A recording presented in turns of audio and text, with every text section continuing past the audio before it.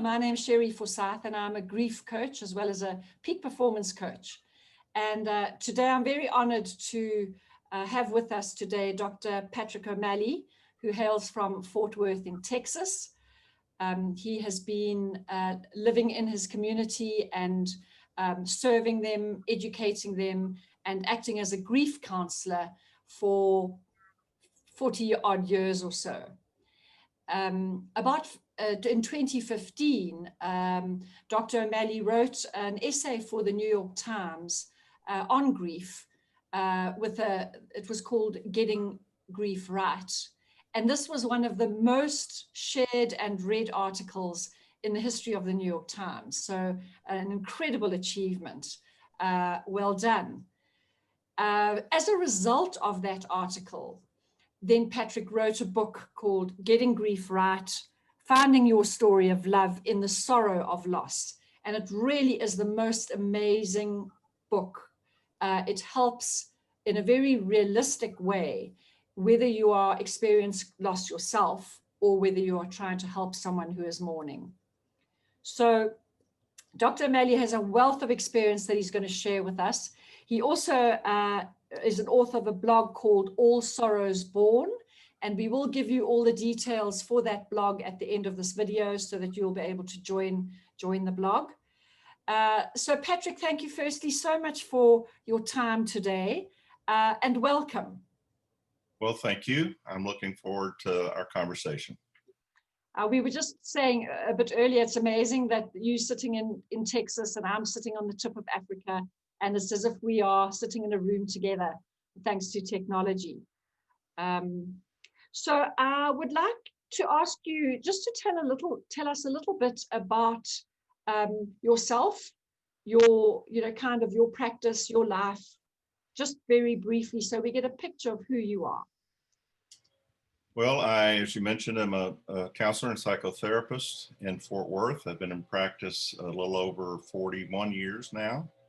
And I do grief counseling. I also do marriage and family counseling and work with other folks with anxiety or depression, other kinds of circumstances.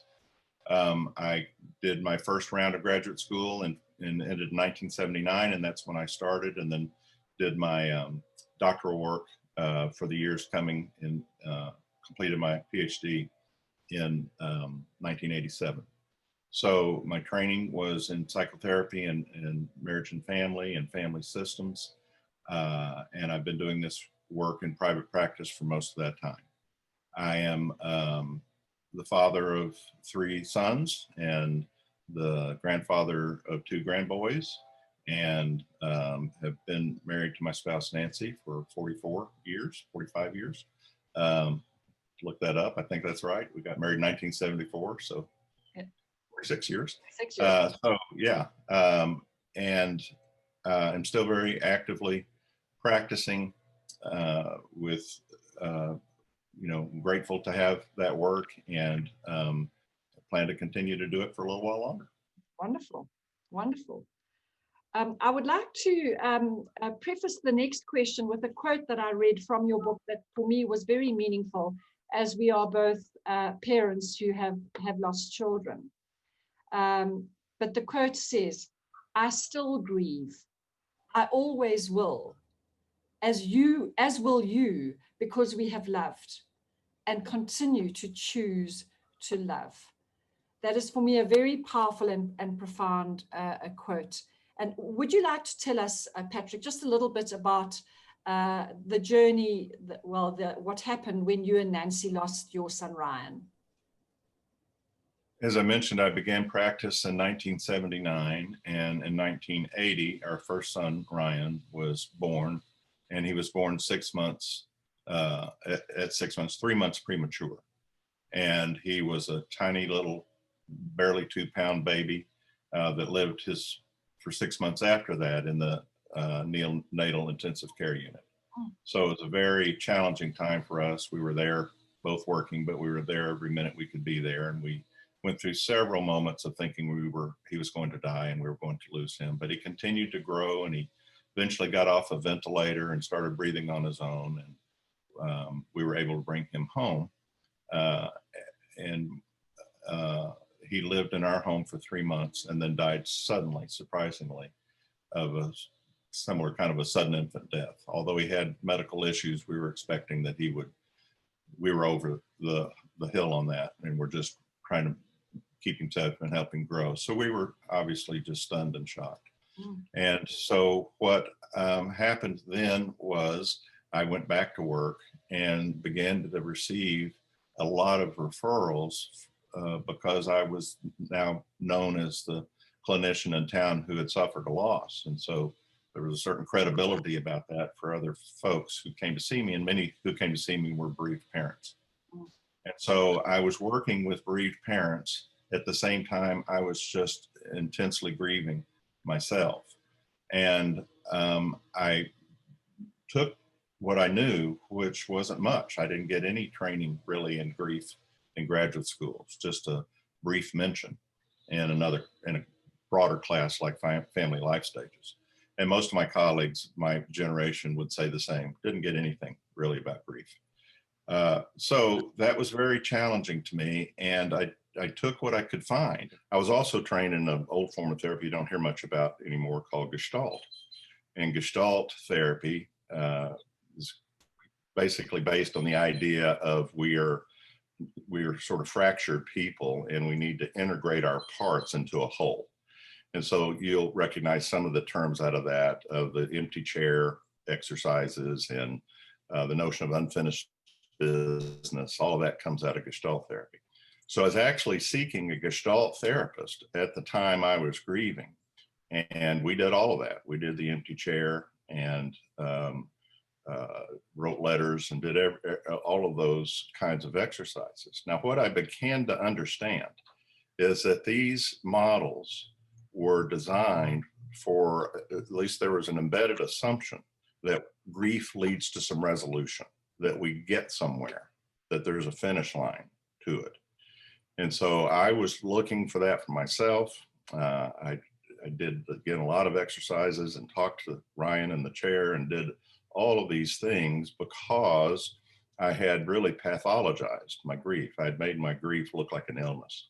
And that was not exactly what the writers were saying, but it was the implication is, again, that you're heading somewhere.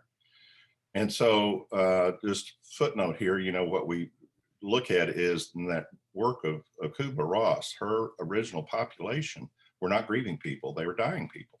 These were folks with cancer who were had terminal diagnoses. And when you think about, and truly I do see a lot of what she says in the terminal patients I work with. I have a few of those. And, but what then happened was she translated that to grieving and wrote the second book with David Kessler. And he has kind of carried her story forward. And we'll talk about that maybe in a minute. So that's what was going on. I was not feeling like I was getting anywhere. I didn't feel like my clients were getting anywhere.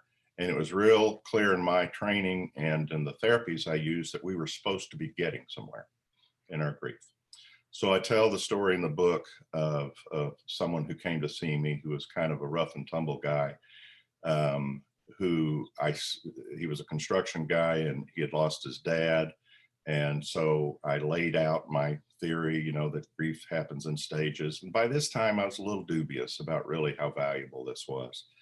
And he just sort of blew me off and said, well, that sounds like a bunch of mumbo jumbo, but I'm here because my wife and my pastor say I'm drinking too much. And so I don't even want to be here, but if I'm here, I'm here. So I made a deal with him. I said, if you don't want to come back after the first session, that'll be fine. And so he just started launching into stories about his dad, story after story after story. And when it was time to end the first session, he looked a little disappointed. He wasn't through storytelling. Came back the second time, picked up where he left off, and he walked into the story of his dad's death, of his dad's heart attack, and going to the emergency room and seeing his dad's lifeless body. And at that point, all sorts of feelings began to emerge. And it was with him and really dozens of other folks I started to question and challenge what I was doing with this sort of resolution stage model. And it occurred to me that really the therapy was in the telling of the story, that what folks were really asking to do was to have a safe place for that story. And it took me a while to sort of transition with that, but that's, you know, so 79, as well, 81 was when my son died. So we're in the mid 80s now. And I began to rethink what I was doing and rethink what I was doing for myself as well. So that's sort of the beginning, and you know, to get us sort of started on a conversation about how I got there, and you know what we talk about in the book and what I began to see is that grief is not an illness, grief is not a diagnosis, grief is the expression of love. And one of the things I began to look at in my sort of professional reading was attachment theory, to try and understand the more deep bond that we have with those we love. And I tell the story in the book and the story in the article of a woman named Mary whose baby had died from sudden infant death syndrome. And Mary sort of was the perfect model of what I call the high achiever griever. She was going to get it right. And she was pressing herself to get it right. So she was back at work quickly, looking to the world like nothing was wrong, was applauded for her strength. But inside, she was just in deep, deep pain. And she came because she had read Kubler-Ross. But what happened with Kubler-Ross is it got so integrated into the culture, folks who really didn't even know who wrote it knew that there were stages of grief and would measure themselves by it. So, and it's, in my opinion, one of the most psychologically popularized models of all history. You know, right up there with Freud's ego, superego, id. I mean, it's just embedded in the culture. And if you have any doubt about this, I don't know if your viewers can find this, but the show Homer Simpson, you know, the Simpsons, you know, if you Google Homer Simpson and the 5 stages of grief, you'll get one of the funniest clips about this. As you can imagine, Homer breezes through the steps as the doctor's explaining to him that he's been given a terminal diagnosis. And so he goes through the steps in about 3 minutes. So when I saw that, I said, boy, we are there. You know, this is deep in the culture. So but back to Mary. So Mary wanted me to help her. She thought she was stuck in anger.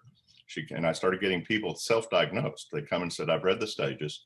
I saw it in a magazine and I'm stuck. So the word stuck implies we're on our way somewhere and we haven't gotten there yet. And so I asked Mary to tell me the story. Mary didn't want to tell me the story. She wanted me to fix her from being angry, being stuck. She finally started to tell the story, and once again, she connected. And what I heard from so many people who came to see me in those years would often more or less start with this statement: what's wrong with me? It's been 3 months. It's been 3 weeks. It's been 6 months. You know, there was some timeline that they felt like they were violating because they were still having responses, deep emotional responses to their loss. And I mean, that is such a natural, normal thing, because as you said, the more we attach, the more we've loved, you know, the deeper that pain is going to be. And that pain will be with us always. There is no end point as such where we were led to believe that, you know, you'll go for, I don't know, 6 months and then you'll be fine. The pain will stop and you'll go back to normal. And that is what in your book is so profound, is to help people realize that there isn't an end goal. There isn't an end destination at all. It's the process, and that it will go on for as long as it does. And yeah, we certainly do, if you can say improve. I like to say we've transformed as a result of the grieving, but that it will always be with us, and that's natural and normal. I think that's one of the biggest things that I have found people battling with, is that they have to be moving. They can't be stuck. they've got to be moving to a certain place or destination. So yeah, that's very real. Yeah, and others call it grief shame. Folks who feel shame for their grieving because, again, they've got a model or an idea of how it ought to be. And the language and the culture certainly supports this when you hear about get past, get beyond, get over. And as I was going through this transformation in my thinking, the language for me changed too. And it took pressure off of me. And it took pressure off of those I was seeing. Because once I began to translate their pain as an expression of love, all sorts of pressure was off, and they could be present to the grief. And what I think I was seeing was it was actually the resistance to suffering that was causing the suffering, or causing such a significant amount of suffering, because the energy required to not suffer when you have a very organic suffering through death loss is a whole lot of energy that you really don't have. And that huge pressure to not suffer comes from our society. And so how do you feel that generally our society has got it so wrong about how they are expecting us to grieve? Well, I think that just to key off of that again, the assumption is that there shouldn't be suffering. And really, if you listen to the language, if you and I have a friend and we're talking about our friend Betty, and we know that Betty's spouse died, and you say to me, because I've seen Betty recently, how do you think Betty's doing? And I say, she is so strong. She is doing so great. What I'm basically saying is I'm rewarding her because she looks like she's not grieving. So it's sometimes very subtle in the language, because who doesn't want to look great and be strong? All of that sounds like a big thing. And if you were to ask me about Betty and I said, oh my goodness, she's a mess. She can barely put one foot in front of the other. You can hear the implied, what's wrong with Betty in that? Well, what's wrong with Betty is that Betty may be allowing herself to grieve. So I think sometimes it's subtle, sometimes it's not so subtle.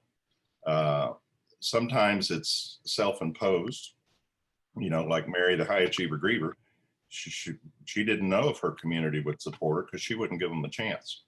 She was going to make sure that she was on top of it. She was leading her team at work. She was doing everything she was supposed to do.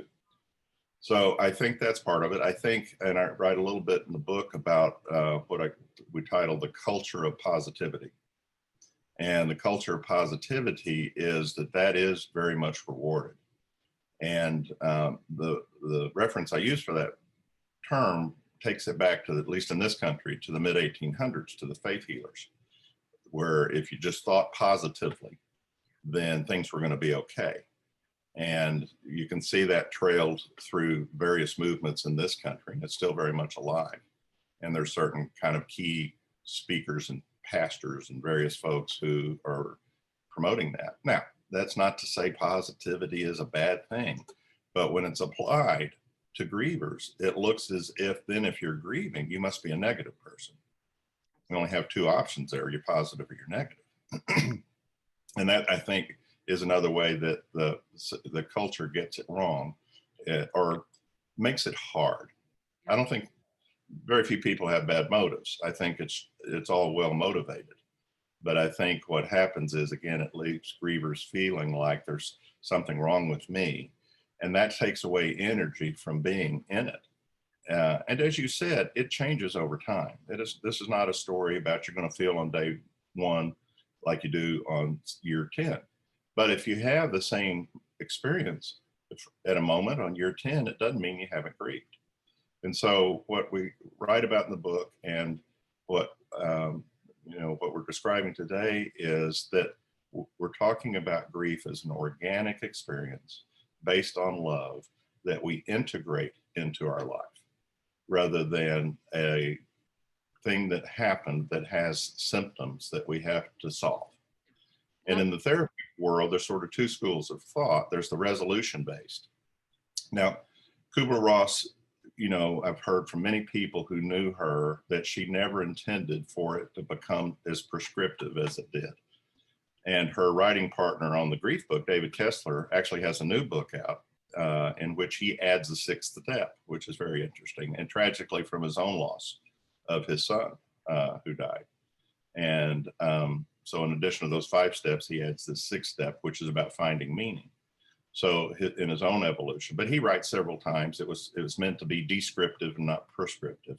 And I believe that was their intent. I think, you know, I hold myself as one who took it as prescriptive, because if only we could have this map to get us through this terrain, if only we could boil grief down to some steps and stages, because it's scary to grieve. It's scary to be vulnerable. It's scary to open up to all the feelings that can come with a death loss.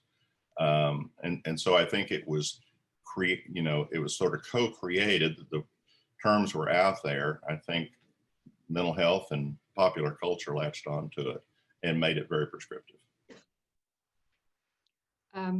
Agreed. And I do think that many people, well, there wasn't a problem with what she was saying. The problem came in because we as the community, we used her information incorrectly and applied it, because in a very overwhelming time, what we want is some kind of certainty, and those 5 stages gave absolute certainty. So I think that, you know, explains the popularity of it.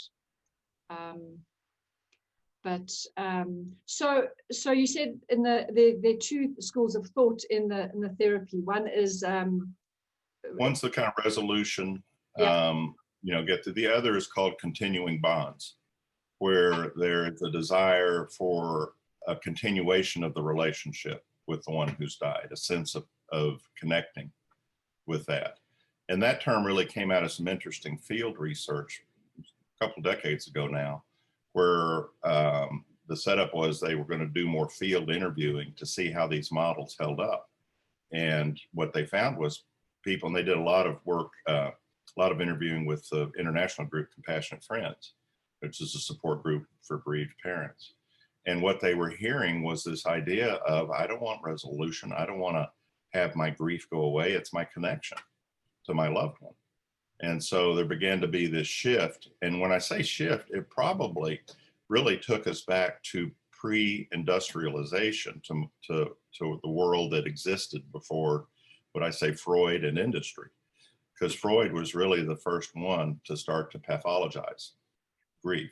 And as we write a little bit in the book, it turns out that wasn't his real experience when his own daughter died. But he began to set the idea that grieving was a task, and you get it done and you're at a certain place, and then others followed him. So, but the continuing bonds is, you know, a less resolution-based, more experiential-based way of thinking about it. And it may actually be more consistent with the bulk of history than what's happened in the last 100 years in mental health, at least in this country, and I think is in other places as well. Yeah, absolutely.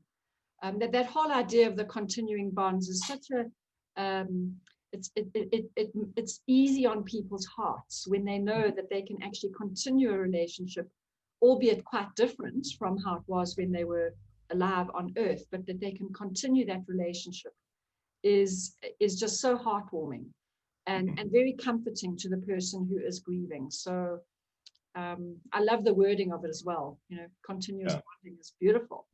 These researchers did some archaeology basically, and would find, and we're talking about, at least in this country again, 1700s, 1800s, in the Romantic era, they'd find these beautiful poems that folks would write to their deceased ones, as if they were still present, and much more ritual around, you know, the actual place where they might be buried. And, you know, it's very enlightening to see that all of that up until, you know, the early 1900s was really just a part of life. And grievers were honored, you know, by wearing a black armband. I mean, there was a designation. And I think we talked about community. The community had more ritual to be able to support those who grieved, and to at least give them a year, you know, to be honored as a griever. and they were done so by designated color. I think, you know, being fellow parents who've lost a child, we don't have any kind of designation. We're not a widow or a widower. We kind of just floating around there. And as a result of that, it almost seems as if we have to move past it even more quickly, because we don't have a set word to describe who we are. Right. And what I would like to ask you is, the community, how do you feel they can really be of benefit to somebody who is in mourning in today's world? Well, one thing I would encourage is to change the internal language.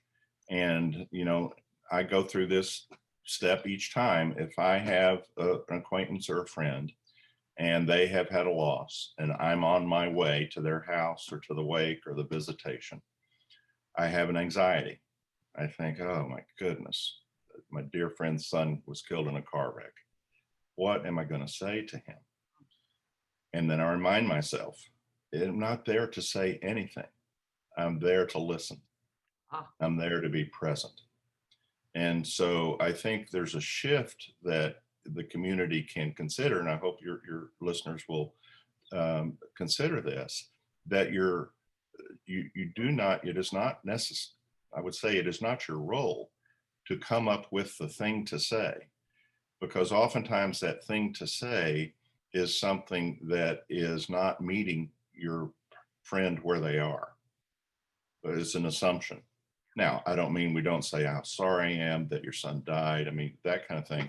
But what tends to happen then is the helper can start to get some anxiety and start to move into fixing, helping. We have a whole list in the book of cliches that get said to people that are really not necessarily useful. It's more to help the speaker feel like they did something.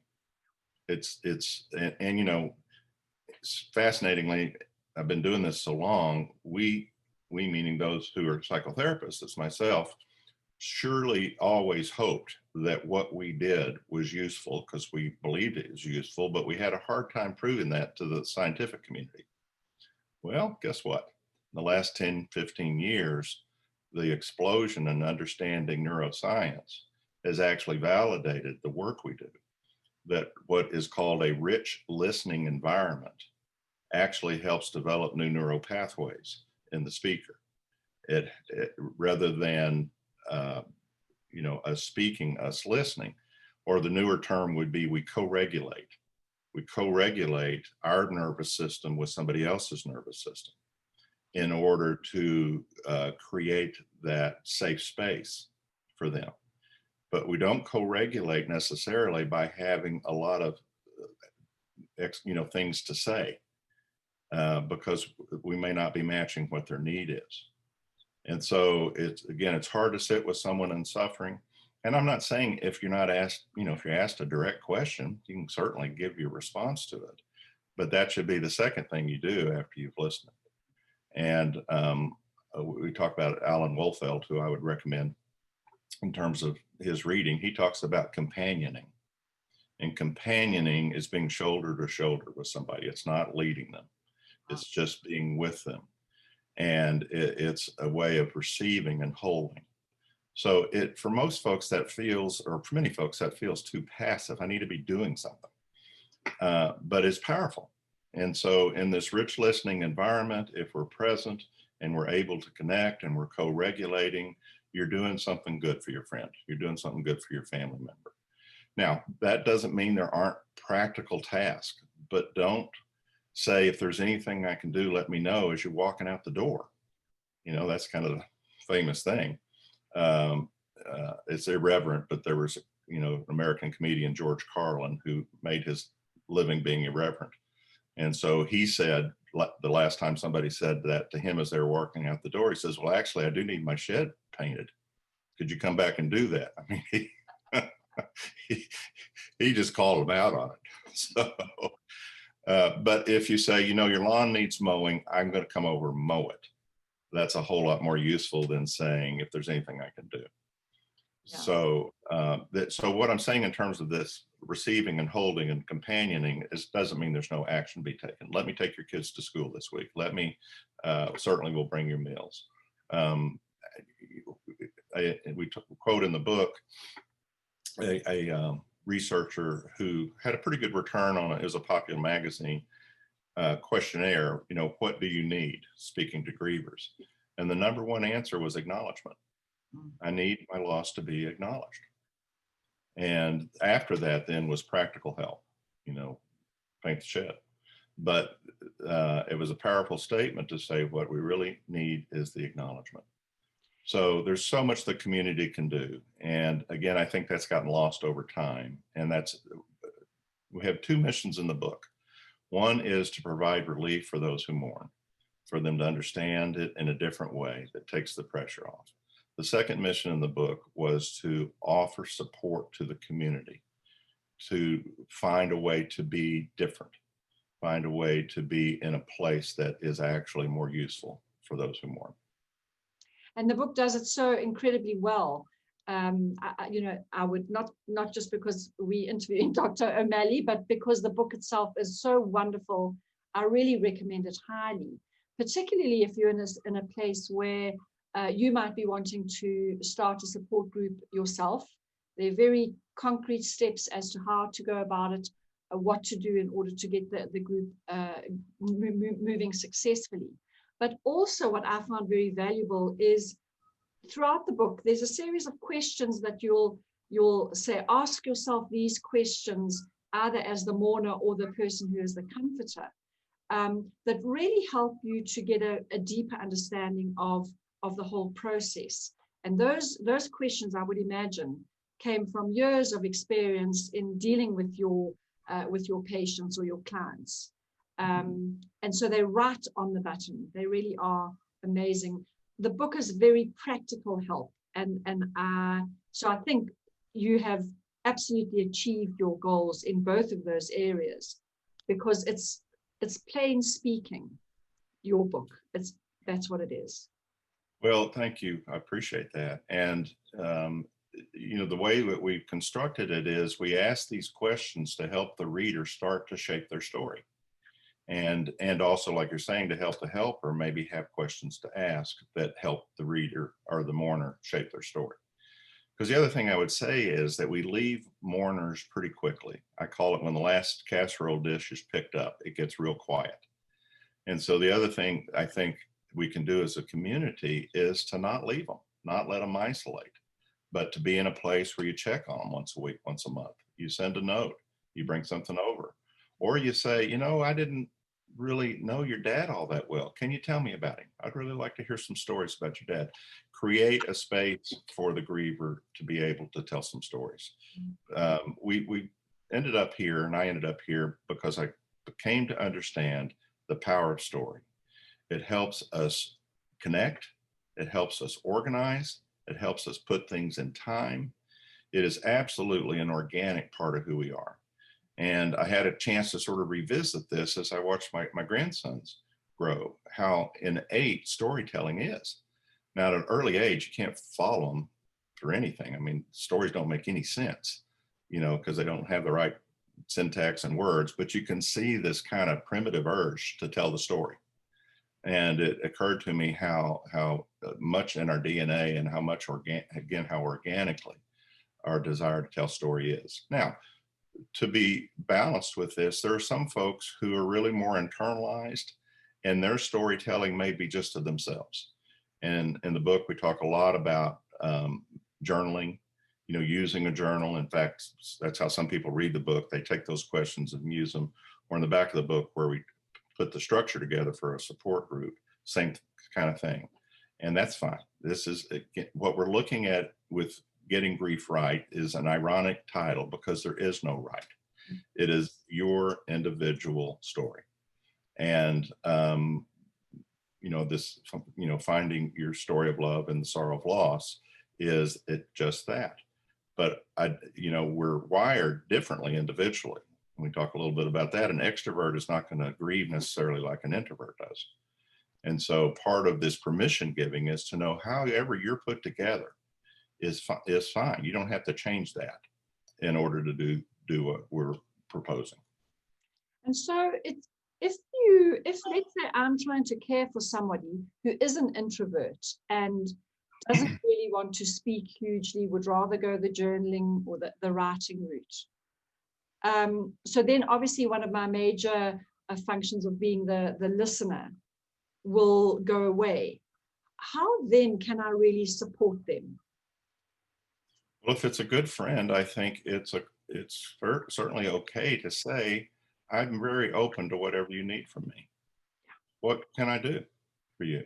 And they may say, I just need some time and space, in which you say, well, honor that, but I am going to check in on you every now and then. Or they may say, I need us to go take a hike. I just need to get out and do something and be in nature. I mean, I think if confused, ask. Is a very legit, that's an act of caring, is to say, I want to know how I can be for you in a way that would be helpful to you. I don't want to make any assumptions about what you need. So it's companioning that you're going to do alongside them. Yeah, that's the companioning. That's just being present sometimes. Or they may ask for space. Well, you're actually tending to them if you give them what they need. So as the helper, it's important to not get a fixed thing in mind about what you should do. And we have a little story in the book about a helper who was, and let me say this carefully, there are some helpers whose need to be a helper really overrides their being helpful, if that makes sense. Yes, it does. They identify themselves as a helper, and they're by God going to help you whether you want it or not. And so, you know, really being a helper companion is sometimes different than being a helper because I know what you need. Exactly. So it's also in my profession as a coach, whenever in doubt, ask your client, ask the questions. That's what one needs to do. So I think that's very, very valid advice. How would, for our viewers out there, how would you know if you needed, well, there's a horrible term of either pathological grief or dysfunctional grief or maybe complicated grief. How would someone out there know if they needed professional help or not? That's a great question. And this, in my opinion, is a very tricky thing to process.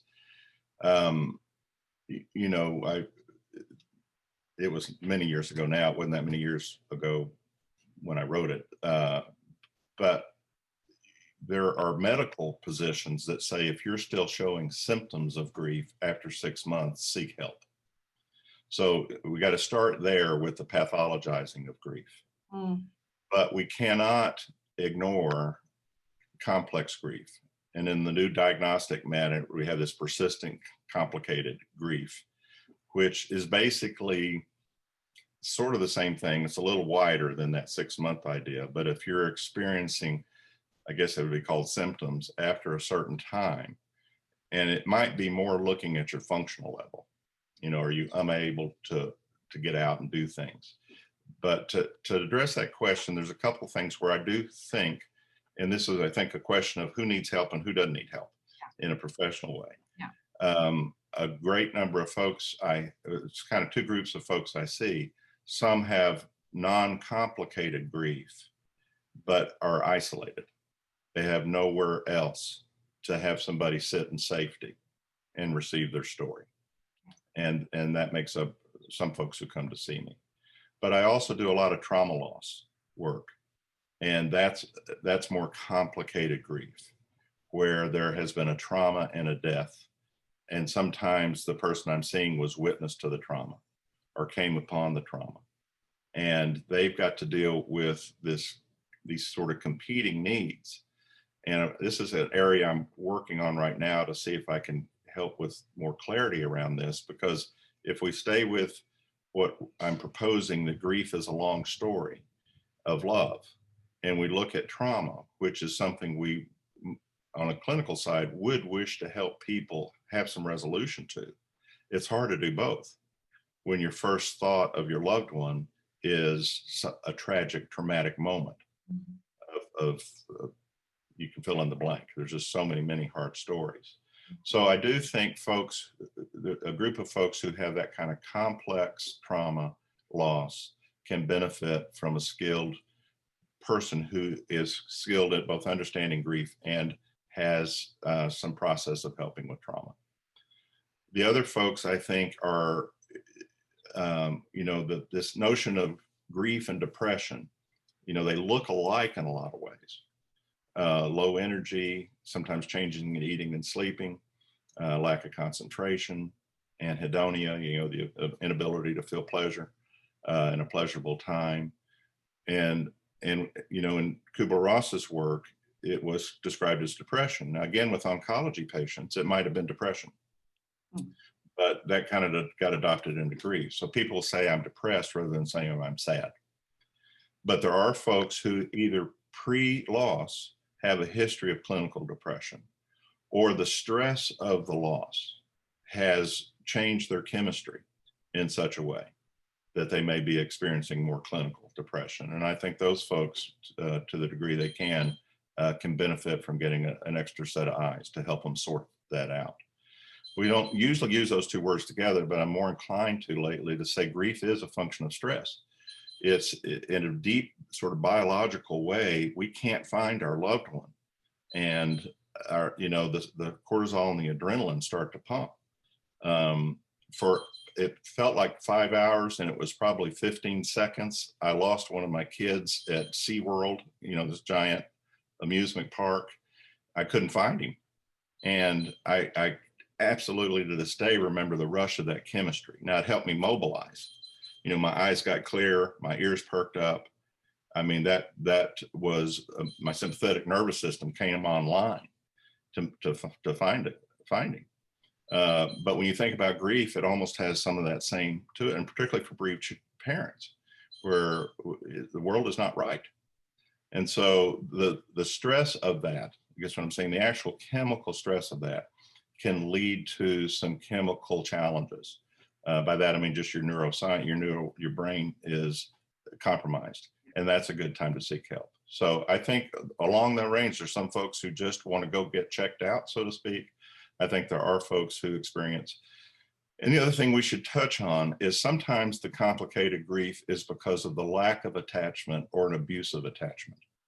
And that doesn't get as much attention. And I put a story about that in the book of someone who is feeling shame and guilt because they're not grieving like they think they should. But if we stay with our story of attachment, that makes perfect sense. There's a cultural assumption that they ought to be grieving their mom's death.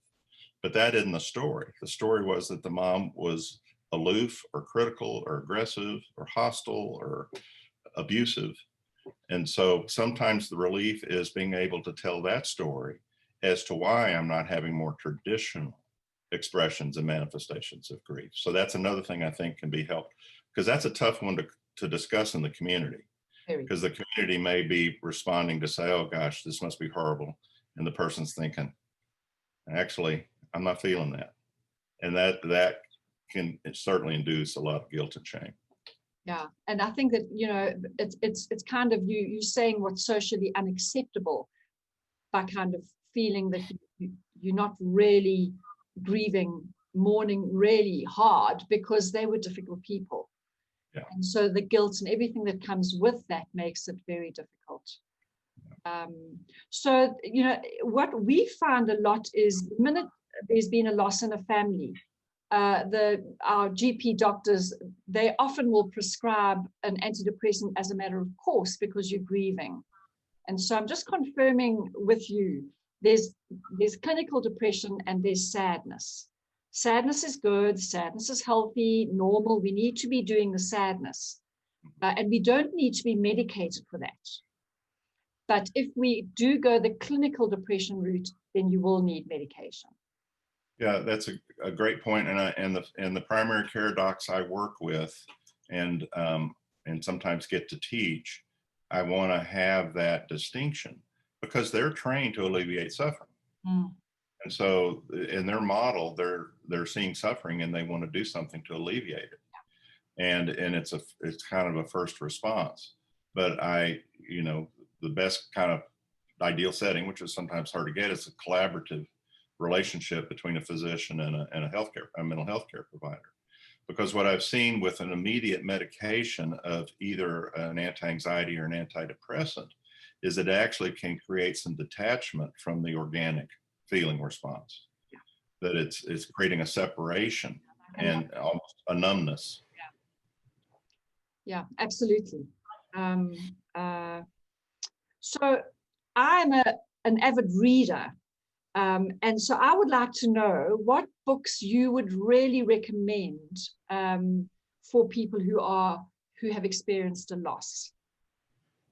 There's kind of two sets of books, and I'm very favorable to both. I mentioned Alan Wolfelt. I've certainly, Wolfelt, I believe his work is wonderful. You mentioned Megan Devine. Megan was kind enough to write an endorsement for my book. And back when we were both writing, we corresponded a little bit. So she's certainly kindred spirit. I really like to recommend writers who are grieving in addition to clinicians. Because I think when you and we have a list in the appendix of the book of several writers, Joan Didion, a broadcaster here named Scott Simon, a poet, my co-author, Tim Madigan, whose book about one of our cultural icons, Mr. Rogers, Fred Rogers, is a really beautiful grief book that Tim wrote earlier, many years ago. So I would encourage, certainly folks get the book, you can see that list, but when you're reading a writer, there's no agenda. You're just kind of experiencing the raw, well-written. And Joan Didion really began, The Year of Magical Thinking really began that genre. She was sort of the first. There was a couple more right about the same time she did this, but it became a whole genre of writers who grieve. And poets who grieve. And so I find those to be, in addition to all the wonderful clinical books out there, I find those to be really connecting for many people.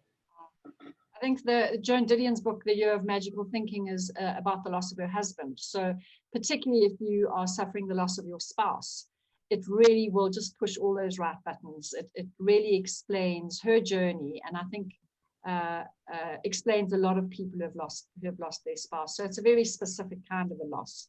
Right. So thank you for that.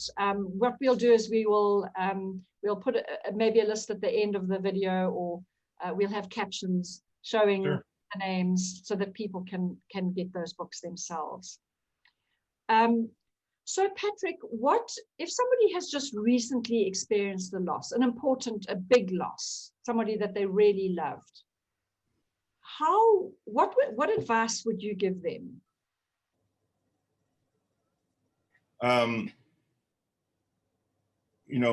My desire for them, and there's so many different circumstances. One of the things that is so difficult for many people is they're not in circumstances in which they have time to mourn.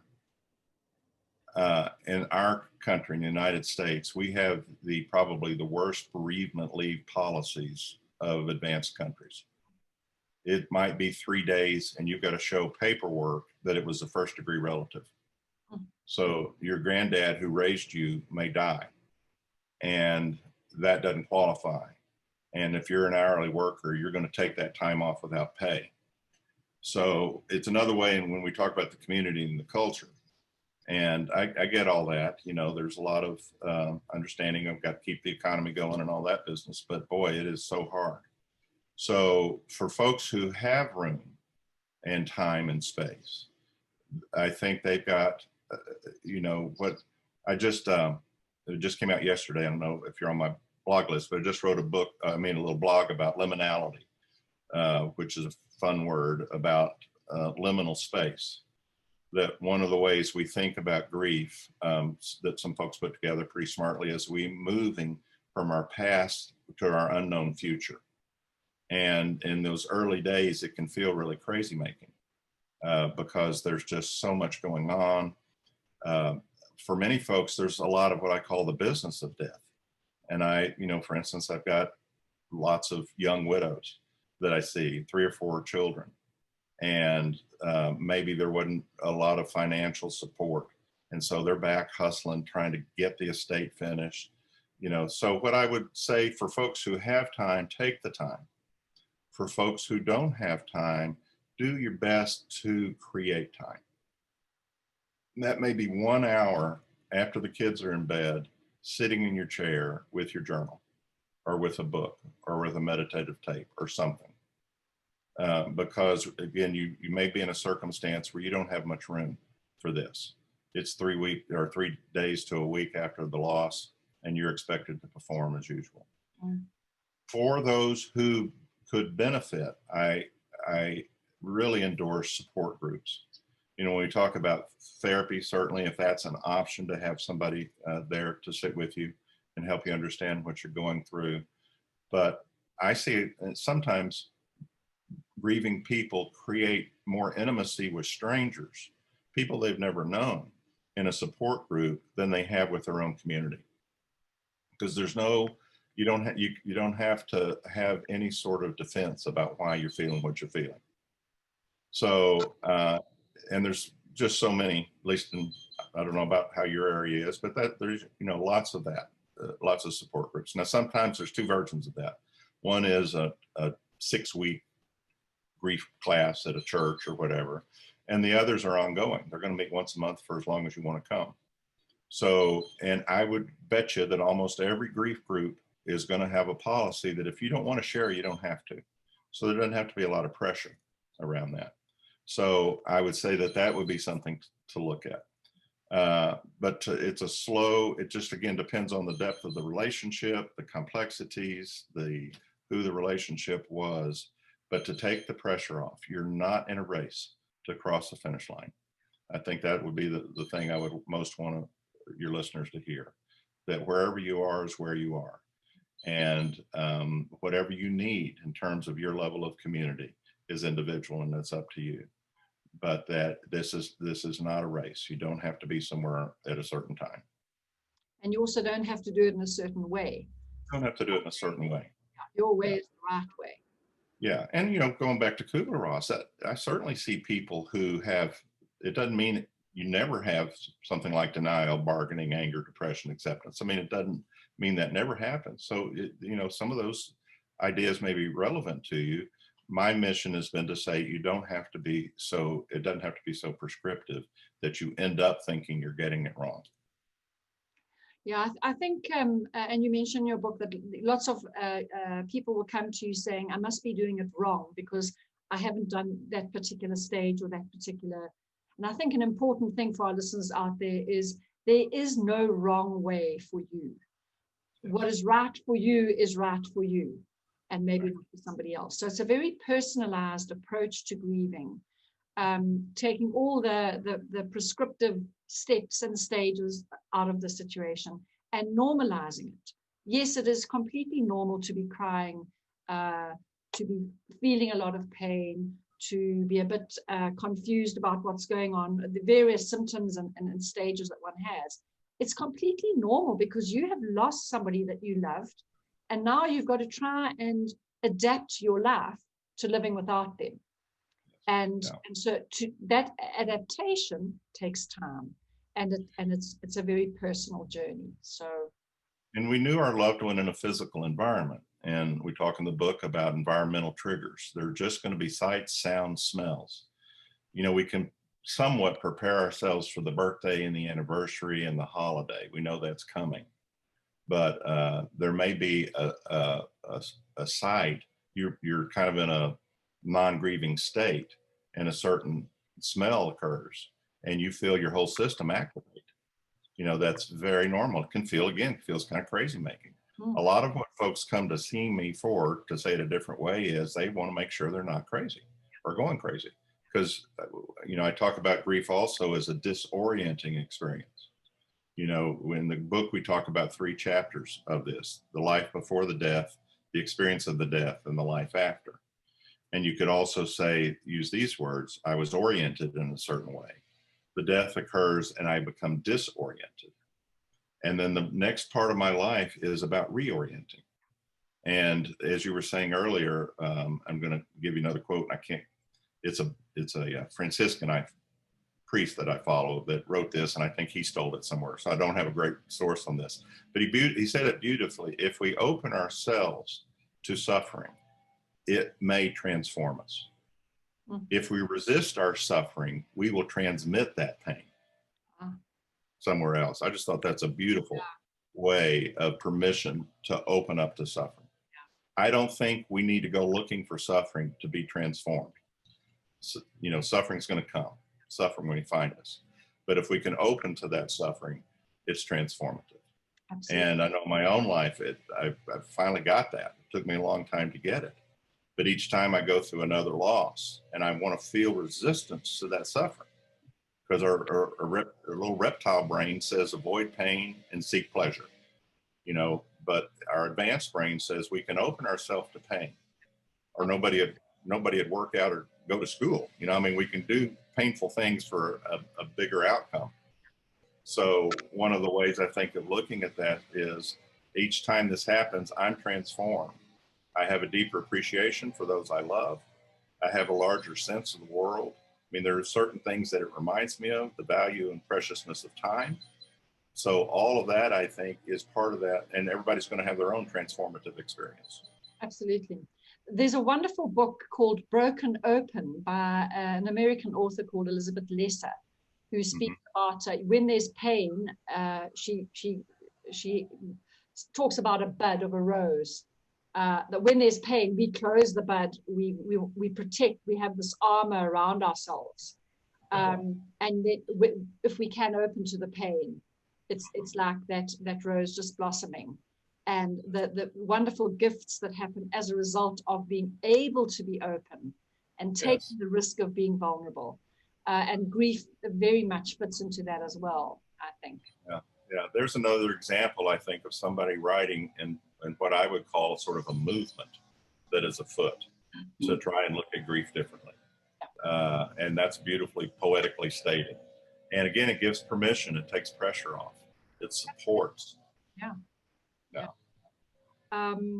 So I think my last question, Patrick, for you is there anything that you would like to add that we haven't actually spoken about that you think is really important that we've maybe missed out on? Let me look and see if I wrote a couple of notes. I think we have looked at everything I wanted to make sure we talked about. Know that the story is sometimes evolving.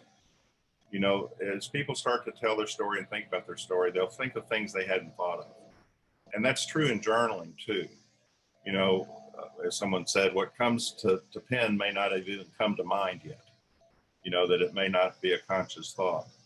So in this notion, for those who would find it valuable to journal, this is not a draft to edit. It's not going anywhere. It's just for you personally.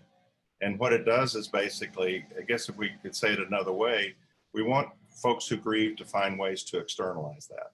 And that may be with someone who's listening, that may be in the privacy of their own home, just writing. But know yourself, know who you are, know how you're wired. You're not going to be wired differently because of grief. If you're an introvert, grief isn't going to make you an extrovert. If you're an extrovert, grief isn't going to make you an introvert. So knowing yourself, I think, as you have been before the loss occurs, is so important.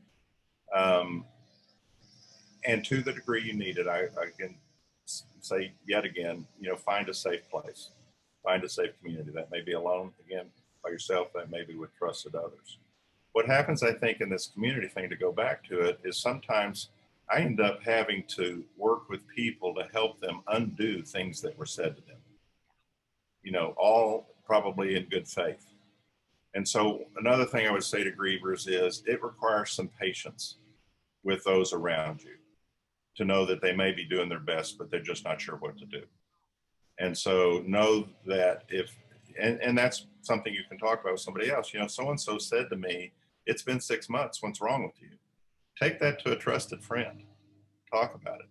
Because we rely on our friends to sort of be a mirror of who we are, and rely on our community and even our institutions, you know, or jobs, or, you know, our churches, all of that.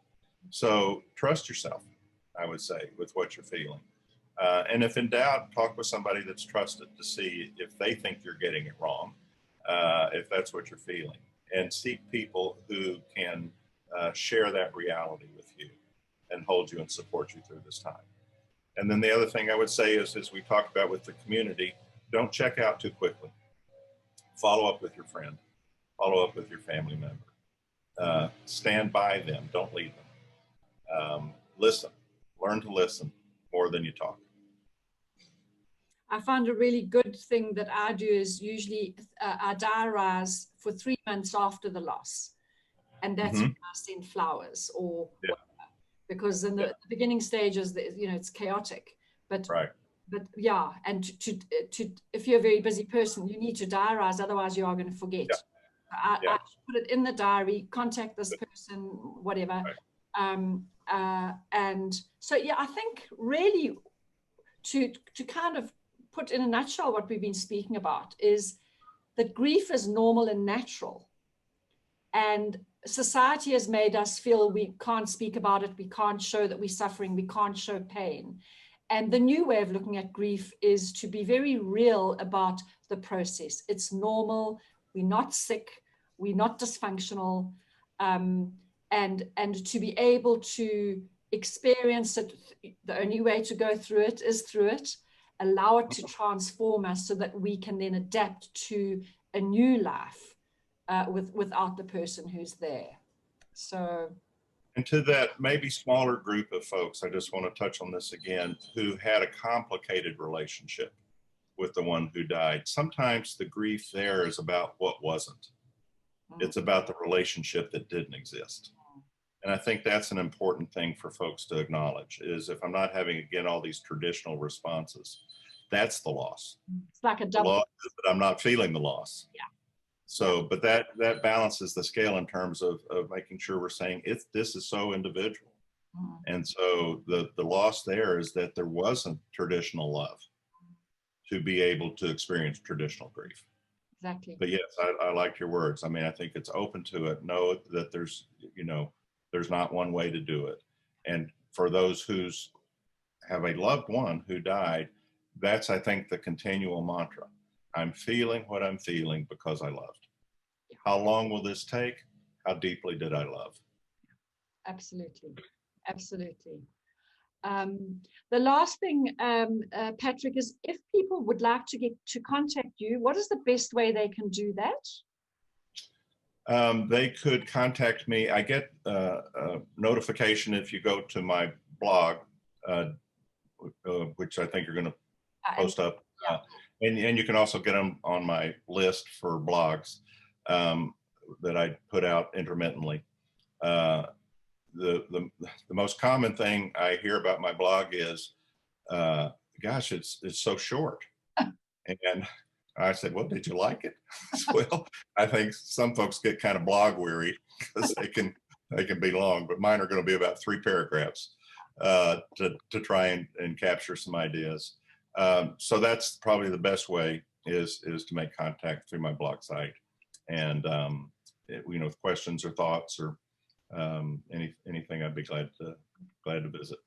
Oh, that's absolutely wonderful. And thank you again so much for the generosity of your time and giving our listeners such a wealth of wisdom and practical advice that they can easily apply.